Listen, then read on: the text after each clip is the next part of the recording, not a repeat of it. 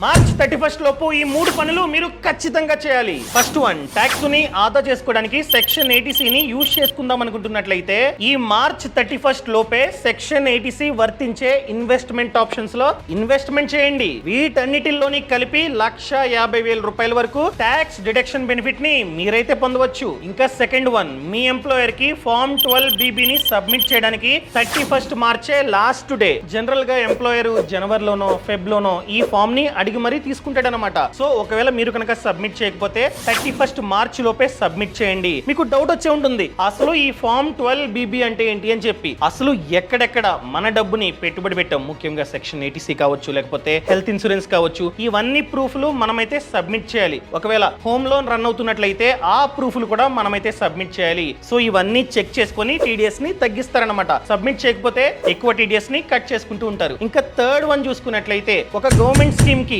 Investment చేయడానికి 31 మార్చే last. ఈ స్కీమ్ పేరు మహిళా సమాన్ సేవింగ్ సర్టిఫికేట్. ఇది మహిళలకు మాత్రమే. బ్యాంకు లేదా పోస్ట్ ఆఫీస్ కి వెళ్ళి ఈ ఖాతాని మనమైతే 31 మార్చ్ లోపు ఓపెన్ చేసుకోవచ్చు. ఎంతైతే డబ్బుని పెట్టుబడి పెడతామో 2 lakhs వరకు పెట్టుబడి పెట్టొచ్చు. ఆ డబ్బు 2 years తర్వాత వడ్డీతో కలిపి మనకు వస్తుంది అనమాట. వడ్డీ చూసుకున్నట్లయితే చాలా ఎక్కువ, 7.5%. దీనికి అప్లై చేసుకుందాం అనుకున్నట్లయితే ఇప్పుడే చేసుకోండి. ఈ సమాచారాన్ని ప్రతి ఒక్కరికి షేర్ చేయడం అస్సలు మర్చిపోకండి.